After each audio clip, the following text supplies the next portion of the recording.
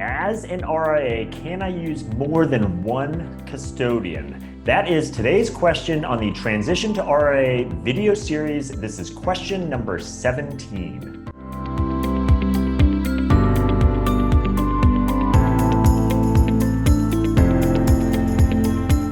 Hi, I'm Brad Wells with Transition to RIA, where I help advisors just like you understand everything there is to know about why and how to transition to the RIA model. On today's question, we're going to talk about, hey, as an RIA, can I use more than one custodian? So a little backstory to begin with. If you are currently at one of the large traditional firms, the wirehouse type firms, let's kind of consider what your current situation is now. Assuming you offer currently both commission accounts and fee-based accounts, you are technically wearing kind of two hats underneath that firm. You're wearing an RIA hat, so the corporate RIA of your firm. You are operating under that, as they say, an investment advisor rep, and so that's what allows you to offer those fee-based accounts to your clients.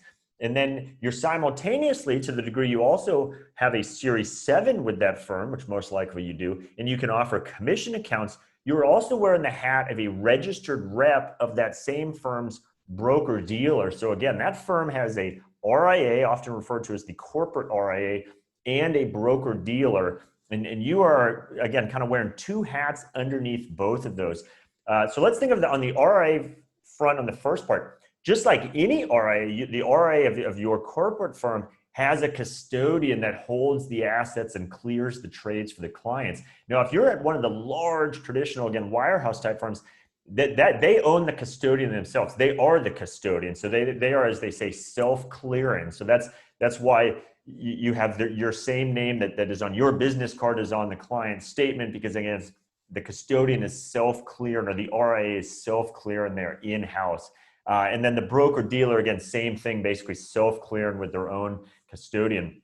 So underneath that, RIA is one channel, but then where it becomes a little more of a challenge for you is under that, when you're wearing that broker dealer hat, because of broker dealer regulations, your firm is required to, among other things, provide compliance oversight of you and supervision oversight of you. And so because of that, that's where it starts to restrict your ability and why you have to have generally all your assets there at your firm. So as an example, the reason you can't have either your own personal trade-in or investable assets elsewhere, or certainly a client's assets elsewhere that you're trading, is because your broker-dealer part of your firm has to be able to supervise you, and they can't do that if those assets are held elsewhere. Another example is, if you were to offer an investment product away from your broker-dealer firm, again, that's selling away. That's a serious infraction in the broker-dealer world, and because, again, they can't supervise you doing something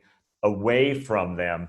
And then it's for those same reasons, right, that you could never be a registered rep of one broker dealer, wirehouse firm A, and simultaneously also be with wirehouse firm B as a registered rep. That is just not done in the industry. And again, one of the main reasons is supervisory responsibility. To the degree you're with some other firm, the first firm has no way to supervise your activities, which they feel they're required to do because you have that Series 7 with them.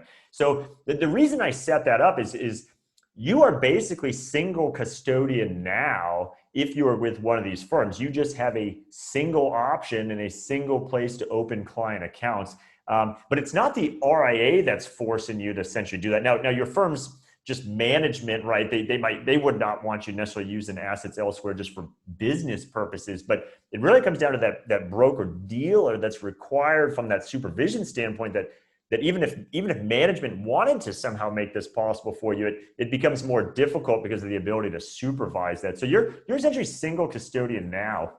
Now, as your own RIA, you no longer essentially have that handcuff of the broker dealer required to oversee you. And so as your own RIA, keep in mind, you are responsible for your own compliance. And I've already done a number of videos on this, so I encourage you to look at those as well. But because the benefit of that is all of a sudden when you have that responsibility, Now you can decide, okay, can I do things here, here, and here? Whereas opposed to when you're kind of under the terms of your current firm, they dictate to you, no, it has to be done here. So as your own RIA, you do have the option, and to answer the question, can I use more than one custodian? You absolutely can use more than one custodian as an RIA. Now I would tell you, most RIAs, when they first start, and I'll do a separate video on this because there is a lot of pros and cons to consider of should I be single custodian or, as they say, multi-custodial.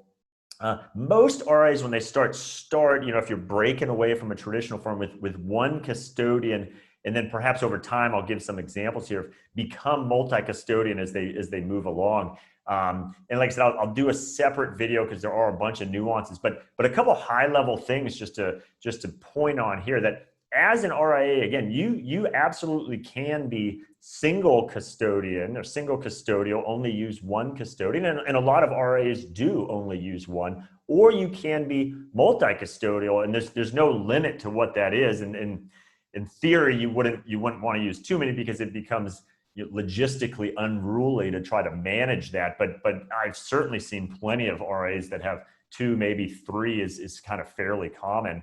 And of particular note here, let's say you start single custodian and then you become multi-custodian at some point in the future. And again, I'll do a separate video on this because there's a lot of variables you'd want to think through before you perhaps do that.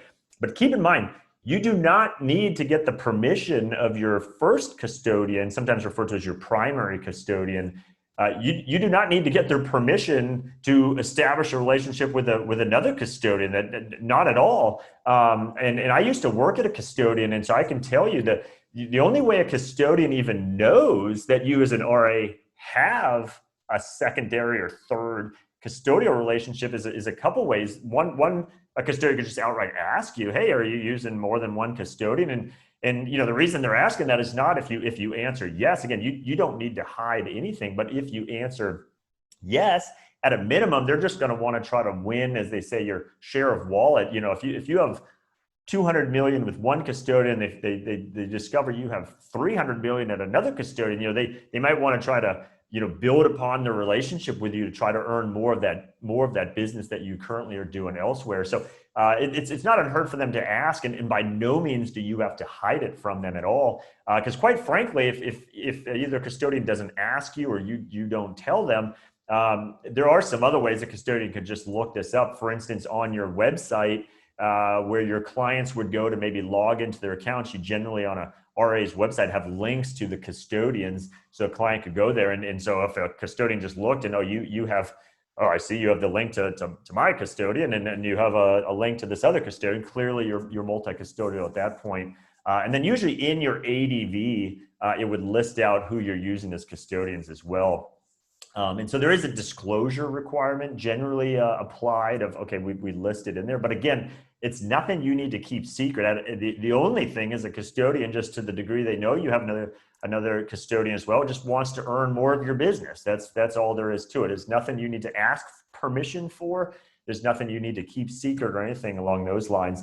And so I'll just give you one quick example in this video of how someone might end up multi-custodian. And you see this as kind of a fairly frequent way this happens is an RA will start out single custodian and maybe be very satisfied with their custodian, has no desire to move some assets or start building some assets at another custodian as well, because again, there are complexities with that. But something you sometimes see is an RA, there they are, and they have one custodian, and that RA has the opportunity to buy another practice or buy a book of clients from another RIA, and that other RIA is currently using a different custodian.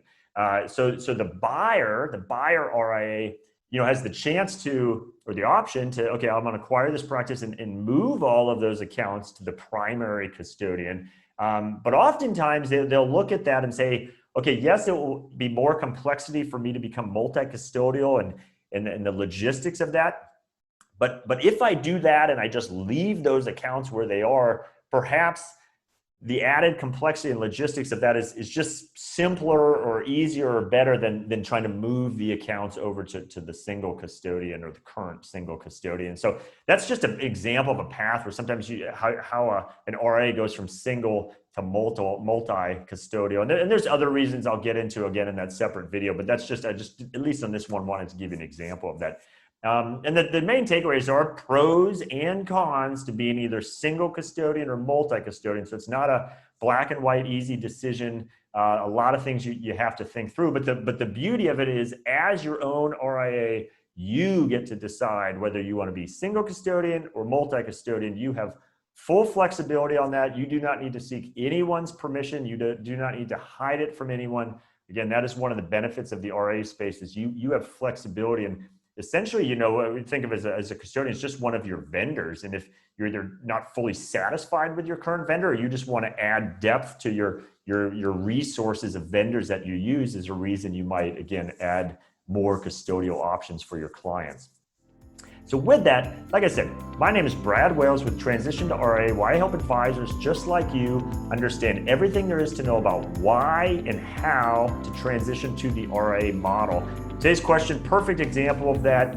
If you were going to make this move, how does this custodial relationship work? Do I need one custodian, multiple custodians? What are my options over time? Glad to have this kind of conversation with you. Can walk you through as many details regarding it as you would like.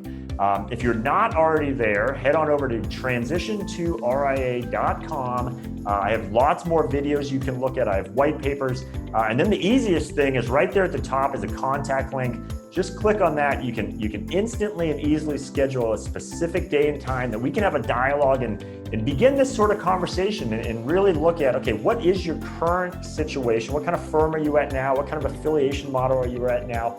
And what might that look like in the RIA model? And would that be a good move for you? And then ultimately, if it is, then I help you understand the how part. How do you go about transitioning into that model? So I'd be more than happy to have that conversation with you. So with that, I hope you found value in today's video, and I'll see you on the next one.